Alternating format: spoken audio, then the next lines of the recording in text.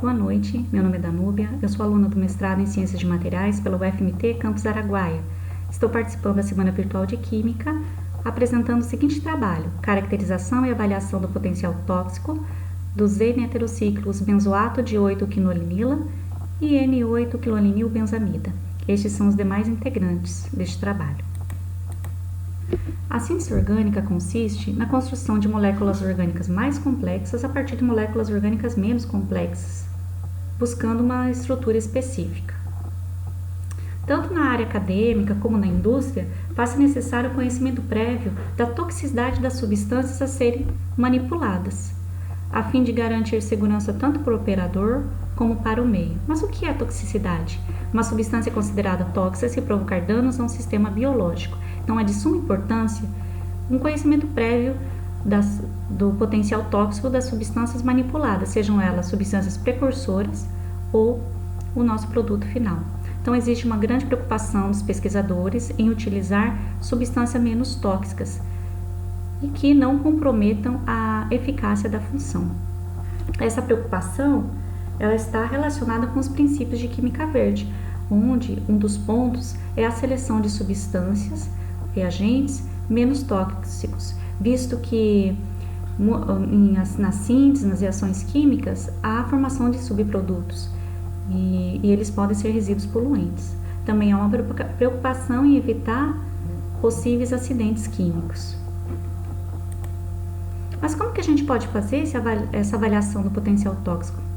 Uma alternativa é utilizando a metodologia de um bioensaio simples, com larvas Artemia salina, conforme representado na figura 1. Artemia salina são um tipo de mini crustáceo, apresentam coloração variada, vermelha, branca, esverdeado, rosa pálido, de acordo com a sua alimentação. E elas atingem a idade adulta com 20 dias. Elas são muito utilizadas como indicadores, porque elas se adaptam a variações de ambiente. Por exemplo, variações na salinidade, na temperatura e no oxigênio dissolvido. Então, através dessas artêmias, a gente consegue mensurar pequenas variações no ambiente em que elas estão introduzidas. Quais as vantagens do bioensaio com artêmias? Primeiro, a simplicidade no processo. Não necessita de equipamentos sofisticados e ele é um processo basicamente manual. Baixo custo. Então, como eu falei, não precisa também de reagentes caros, nem de equipamentos,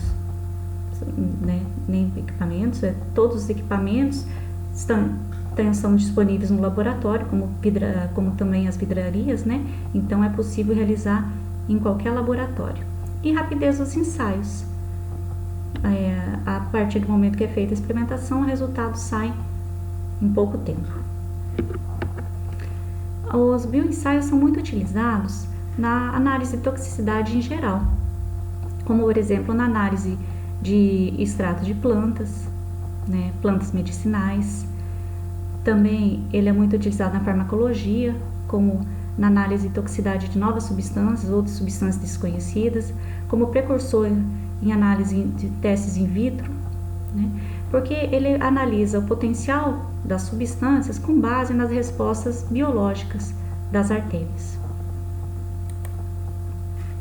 Nesse trabalho, nós utilizamos 2 compostos orgânicos para analisar a toxicidade. Então, nós fizemos a análise de toxicidade de 2 compostos orgânicos, ambos N-heterocíclicos, ou seja, heterocíclicos nitrogenados, o benzoato de 8-quinolilina, que está representado na figura 2, e o N8-quilolinilbenzamida, que está representado na figura 3.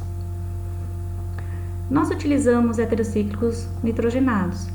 Há um grande estudo envolvendo heterocíclicos nitrogenados, correlacionando-os com metais, na formação de complexos metálicos, e há uma ampla aplicação.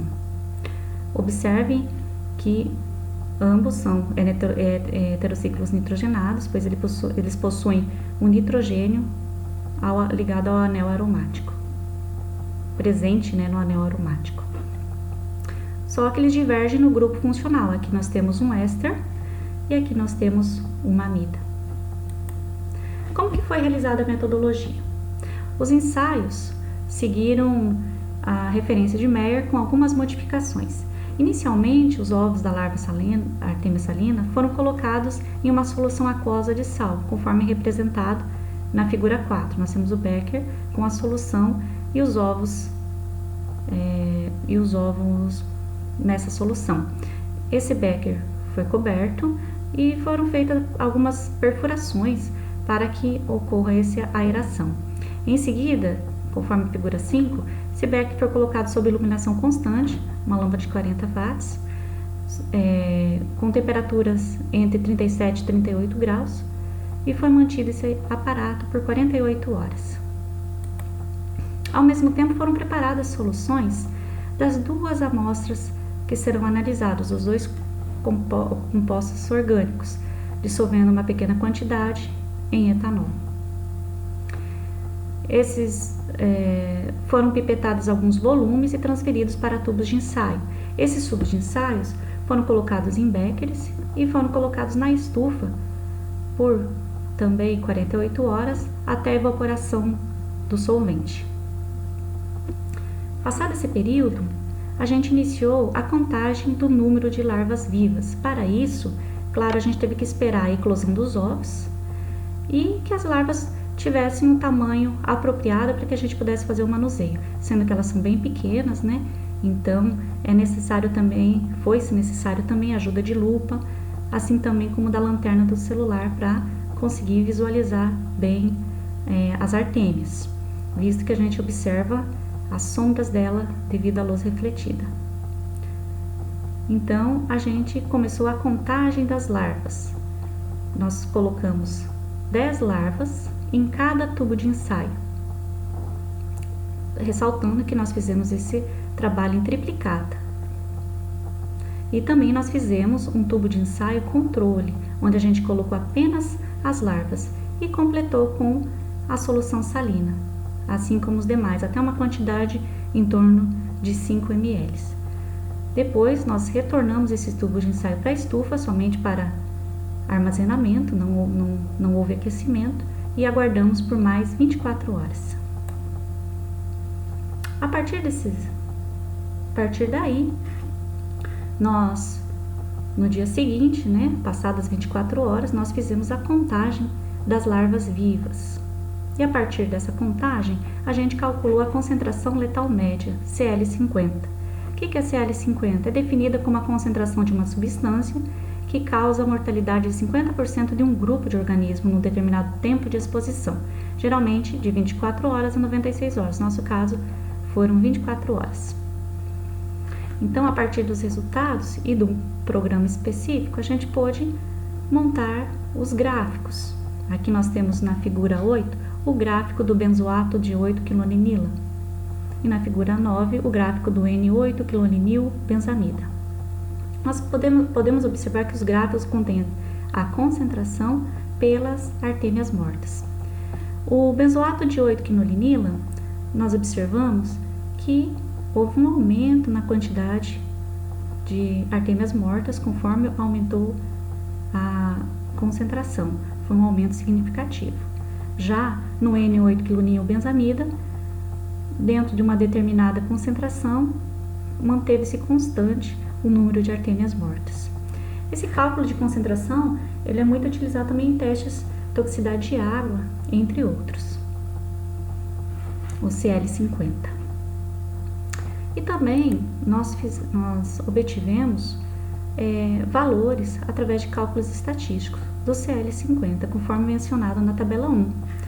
Nós tivemos o valor para o benzoato de 8-quinolinila, que consta aqui, o valor de CL50, e para o N8-quilolinilbenzamida. Esses valores foram comparados com a literatura de Enguta, onde ele nos passa que, dependendo dos valores de CLT, a gente pode classificar as substâncias como muito tóxica, moderadamente tóxica, fraca toxicidade ou atóxica. A gente observa que o benzoato de 8-quinolinila nos deu um valor maior que 1000, então a gente observou que essa substância é atóxica.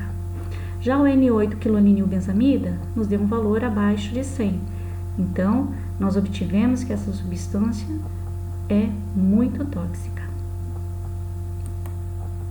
Nós também fizemos a caracterização por espectroscopia no infravermelho e obtivemos esses espectros da figura 10 para o benzoato de 8-quinolinila e para a figura 11 do N8-quilolinilbenzamida, para confirmar os respectivos grupos funcionais de cada substância.